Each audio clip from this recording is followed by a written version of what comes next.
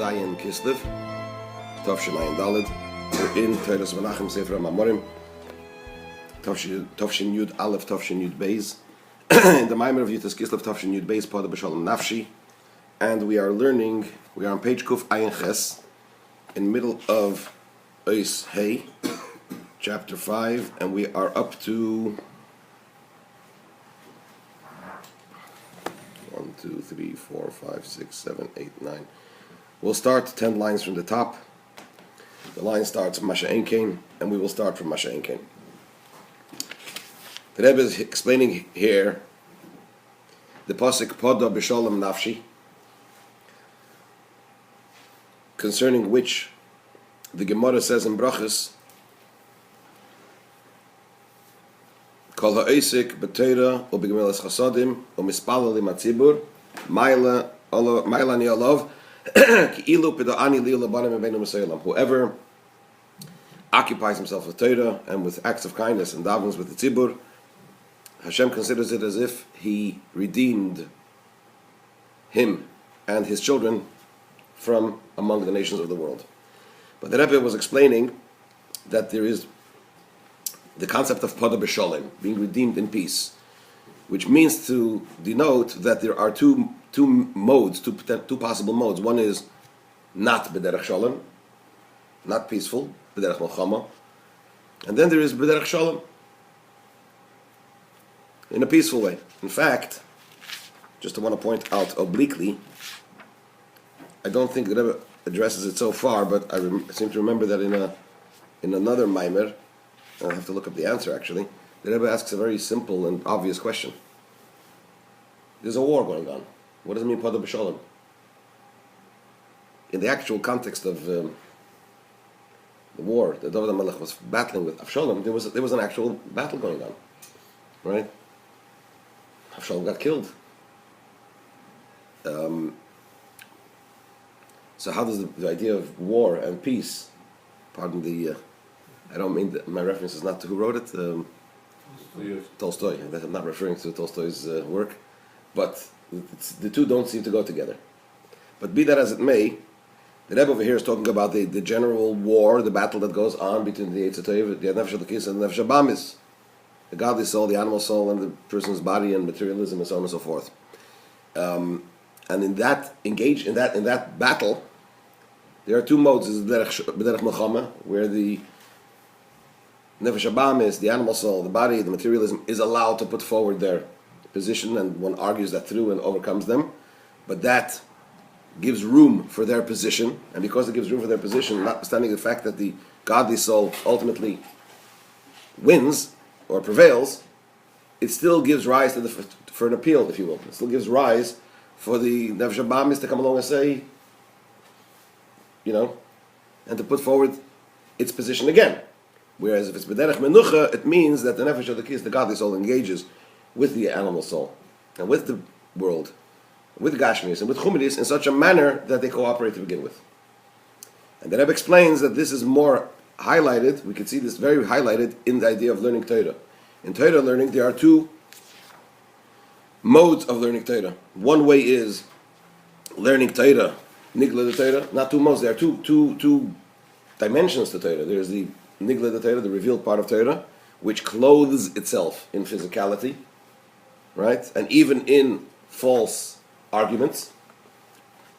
And then there is Pnimiyas Torah. We'll get to that in a minute. That's where we're up to. But in the learning of the Nigla the Torah, the revealed part of Torah, because of the nature of the material that one is studying, it could have an effect on the person, that the person becomes full of themselves, so to speak. If, as the Gemara says in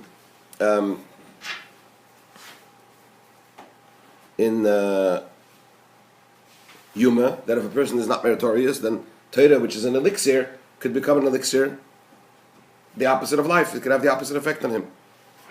When is that? When the Torah affects him in a way that it, instead of affecting him with bittul, with annulment, with humility, it actually encourages him to be fuller of himself. Now, that is only possible potentially when you learn Nigla the Torah, the revealed part of Torah, because of the nature of the material. What about Pnimiyas HaTorah? Mashenkin benista the Torah. That's where we're up to. How many lines is it? About 10 lines from the top of page Kufay Ches. It's the first word on the line. Mashenkin benista the Torah. This is not the case. In the secret part of Torah, Pnimiyas HaTorah, the inner part of Torah, the inner dimension of Torah, Harei ha'inyan ha'ikri, the main point of learning Pnimiyas HaTorah, or the main emphasis when one learns Pnimiyas HaTorah, the inner dimension of Torah, is Hu Divrei Harav, the words of the teacher, of the Rav. First of all, by Chassidim in general, it was known that especially when one heard a Maimer from a Rebbe, Chassidim were very particular to actually repeat, when they did the Chazorah and repeated and revised the Maimer, to be very particular in actually using the language that the Rebbe used. There was a very great emphasis on that. So the main idea is the words of the Rav, as the accurate choice of language that our sages choose in Tractate Chagiga, in Talmud and Chagiga, it says, Ein Meislin Razi Torah Ela Chulu. Actually, the full Maimer Chazal, the full saying of the sages is, the secrets of the Torah are only transmitted to someone Shaliboy Doig Bekirboy, whose heart is anxious within him. Meaning to say, he's always testing himself. Where am I? Am I spiritually qualified to be engaging in this type of study? But he's focusing here, the Rebbe is focusing on the word Meisrin. You hand over. Handing over seems to mean that you take something which is intact and you hand that over intact to the one that you're handing it over to. So what does that mean? Shemashmu'usay, the meaning of Shemaisrim Laidavar Mukhan is, the connotation is that you're actually handing him something which is ready-made. It's there in its entirety, in its fullness. And it's that you transmit to the receiver, to the recipient. Ella. So what do we demand of him? What type of learning needs to be done in Pnimiyas HaTorah, in the inner part of Torah? We demand of him that he too should understand and comprehend the subject. Right? Not like in Nigla the Torah, in the revealed part of Torah, as we said before, that every person has an obligation actually to work as hard as one can to innovate. Not only to receive what one has learned, but actually to innovate in the material that one has learned. Chidushim Torah. In Pnimiyas HaTorah, yes, we have to understand what we're learning, but the main emphasis is to receive that which is being given to us in their fullness, intact as they are. Aval ikira aveda, but the main work is not to actually understand what one learns. It doesn't come to negate understanding. It just comes to put an emphasis on the other aspect. And certainly, it is not the main task of the person who engages in the study of Pnimiyas HaTorah, the inner dimension of Torah. It's not his main task. He's not compelled to innovate, to come up with his own ideas. In fact, that was frowned upon. There was. I think they were Chassidim of the Rebbe Rashab. I think the Rebbe Rashab gave 3 Chassidim permission to what's called mix mamorim, to mix and match, as it were. One of them, I believe, was Reb Leivik, the Rebbe's father. It's also known that there were 2 great Chassidim who wrote Chassidus, Reb Hillel Parensher and Rabbi Isaac Homler, Rabbi Isaac Alevi Epstein, right? They also wrote Chassidus. But that was in a different bracket than a Rebbe's Chassidus. It says that a Rebbe's Chassidus, one would learn, one would study.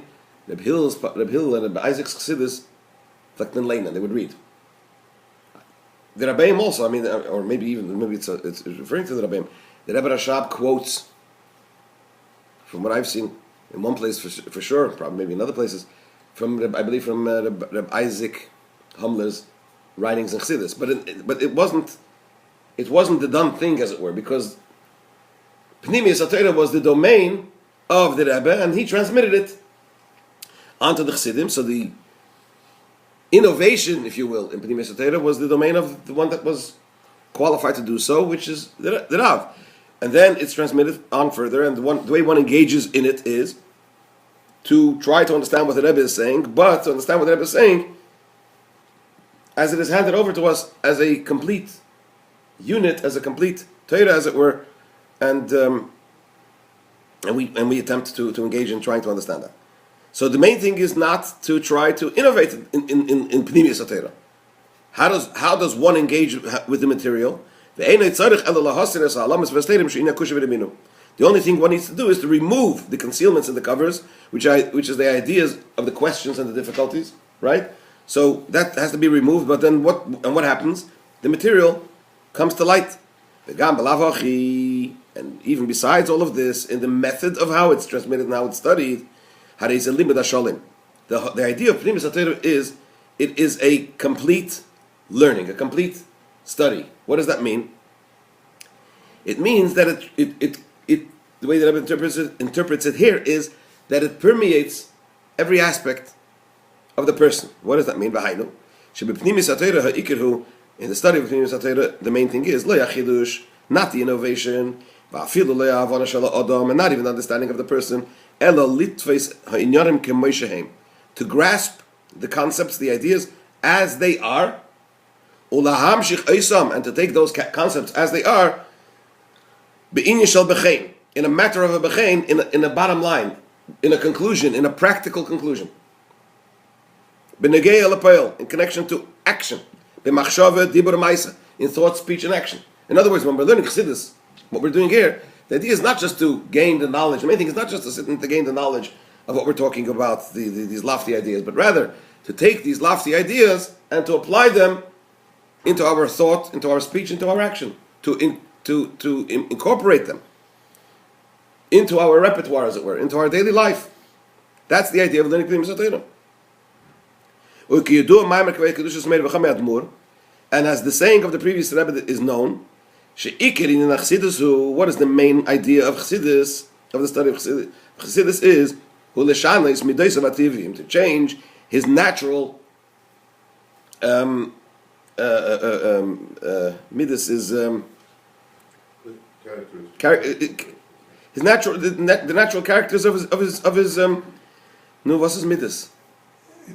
Emotions or faculties, right? And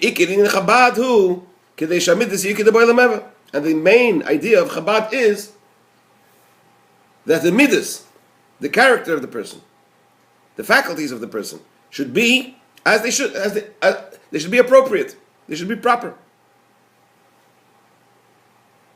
This is what our sages mean when they say that the secrets of Torah are only transmitted to someone whose heart is anxious within them. That's the Mamar Chazal that we quoted earlier. When a person knows the situation and the condition of the situation in which he finds himself, and as a result of that, there's a constant anxiety within him. How has he arrived at something like this? How has the person come to be in a condition like this? It's only then that the secrets of the Torah could be transmitted to him. Right? Since innately, by its very nature, in the study of Pnimis HaTorah, the inner part of the Torah, the existence of the person, the ego of the person, takes up a lot less room, because the whole emphasis is on what? On the Eibush, on Hashem, and it's transmitted to someone who's constantly in a situation where, am I worthy or am I not worthy, right? So there's a constant focus on on the person's non-existence, as it were. You know, there was a story, I once heard a story from one of my mashpiyim. I think it was a Melech Tzvibel that I heard it from, that there were, in the times of the Mittel Rebbe, the Hisnagdus, the opposition to Chassidim, was very strong, because they thought at the time Mittel Rebbe was physically, the Alter Rebbe was a powerhouse and a very strong, and obviously a very strong leader. They thought the Mittel Rebbe, because he was weaker, I guess, physically, and I guess, they thought his character is not as strong as the Alter Rebbe's, and they could rear their head and oppose Chassidim stronger. They were wrong, but that's what they thought, and therefore it was quite. The Snagdus at that time was very strong indeed. In fact, in some places it was dangerous for Chassidim to travel by those shtetlach if they were dominant by those that were opposing Chassidus strongly, because they could be physically beaten and harmed. There was, stories. Anyway, there were two Bochrim that were once traveling home, wherever it was. They ended up traveling through a Misnagische shtetl, and they had to stop there for whatever reason it was. They couldn't travel further. Maybe it was nighttime or whatever, so they went to the local Bismedrish. Two strangers were there, two Bochrim, so somebody came up to them and said, who do you think about more, yourself or the Eibishter? You think more about yourself, or do you think more about Hashem? Thinking that if they say they think about themselves more, they must not be Chassidim. If they think about the Eibishter, about Hashem, they must be Chassidim, so they'll know their true identity. So one of them, off the mark, said, well, what's the question? Of course I think about myself more. So they let them be. His friend kept shtum, waited until they left the town, and he said, how can you say such a thing? Did you lie? He says, heaven forbid. Why do you say that? Why do you think I lied? He says, because you said you're thinking about yourself more than Hashem. He says, it's absolutely true.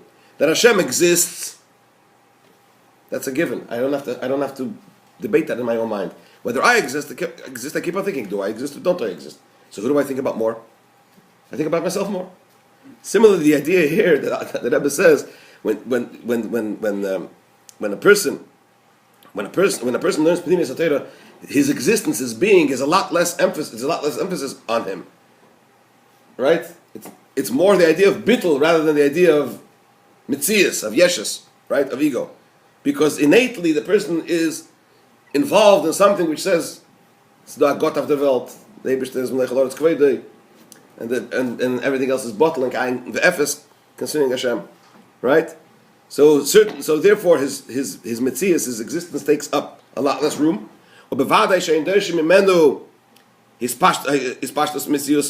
And certainly when one learns Chassidus, we don't demand from him that his existence should be spread out and b'harchova, you know what I mean, in a broad manner. On the contrary, it causes the idea of bittul. It's very distant, it's far-fetched that this type of learning should affect the person to have yeshus and conceitedness. And particularly, that in this type of learning of Chassidus, the whole preoccupation of the one that is learning is in spiritual matters. Matters that should bring one to love and fear of Hashem. I think there might be missing a yud in the word inyanim. This is also the meaning of the fact that in the Zohar refers to the learning of the inner dimension of Torah as Ilana de Chaya, the tree of life. What's the connection between the tree of life and Pnimiyas HaTorah? Why that reference? Because Chassidus does not clothe itself in matters of good and bad. It's innately something which is godly and spiritual and good. We know that in Chassidus we also talk about the Nefesh Abamis, the Yetzer Hara, Shalosh Klipsat Meis, right? We learn about all these things. So what do you mean it doesn't clothe itself in the Da? But if perhaps the pshat over here is, we know that generally there's the study of Chassidus, but there's another type of study which talks to the person and to the refinement of his faculties, of his character, and that's Musar. Right? But it is known, the Rabbeim would say, that there's a fundamental difference between the learning of Chassidus and Musar. Musar focuses on the Ra. This is not good. This needs to be corrected. The emphasis is on the flaws of the person and how to correct those flaws. Right? Chassidus, although it addresses the flaws that need to be corrected, but it doesn't address them full frontal or engage in them in a big dialogue. On the contrary, it focuses more on the That's exactly the point that I was making over here. B'derech benucha, that you focus on the positive, how great it is, how kirvas elikim liteva, being close to Hashem, and godliness is so wonderful and so good and so on and so forth. And through that, it draws in the nefesh habamis, the guf, the chelke ba'elam, and so on and so forth. Therefore, when one learns the inner dimension of Torah, one doesn't have to worry about all those things that we need to negate and to hinder and to stay away from and to be careful, cautious of when one learns Nigla the Torah, the revealed part of the Torah, because the likelihood of falling into that dangerous zone of becoming more conceited through the learning is rather far-fetched. It says you shouldn't learn until you're over 40, so there is That's something else. That's not concerning Chassidus. That is concerning raw nister, Ma'aser Merkava. When you talk about God and the images that you find in the celestial, when you talk about God in a way of imagery, so to speak, the Pnei Shiur, the face of the ox, the face of the lion, and so on and so forth. Or if you take Zohar, if you learn raw Zohar, for example, or raw, you could take it in the wrong way because it's so esoteric that someone that's not worthy can interpret it wrongly. But when you learn Chassidus, you don't run that risk because it's actually interpreted in a language that spells it out. It's accessible to the person. That's why, in fact, the Alter Rebbe says that the study of Pnimis HaTorah, when the Arizal says mitzvah legalis, that in the previous generations it was the domain of the few and the special, the VIPs as it were. Today it's the domain of everybody. Mitzvah legalis is a chachma. It's a mitzvah to reveal this chachma. So the Alter Rebbe explains that this means through the learning of Chassidus, because in this way it's accessible, and it's not only accessible, but it could be interpreted and it's applicable to everybody. On the top of page Kofayin Tes. This is the meaning of the saying of our Chachamim that Podoh Besholom, redemption and peace, refers to occupying oneself with Torah. Specifically, which part of Torah, says the Rebbe? The meaning is, as explained in a number of Hasidic discourses, that the intention here is specifically concerning learning the inner dimension of Torah. Since in the study of the inner dimension of Torah, the occupation of one is in matters of light and in spiritual matters, all that one needs to do is to draw them down from above to below. So that the physical matters should not remain below. They should not remain abandoned below. But rather they should be refined, purified, and lifted. Therefore, there it is not possible that the one below should have an effect on him. To the contrary, on the contrary, the effect of this refinement and this purification, and the purification is even to the one that is the very, very lowest. To lift even those sparks, those fragments of holiness, of godliness, whose light has become so darkened through their embeddedness in materialism, even those could be lifted. If you remember before, the Rebbe made the difference between Malchus Shva and in other places. And in such a way, that even the enemy becomes a friend. This is the true matter, the true idea of being redeemed in peace, as mentioned above.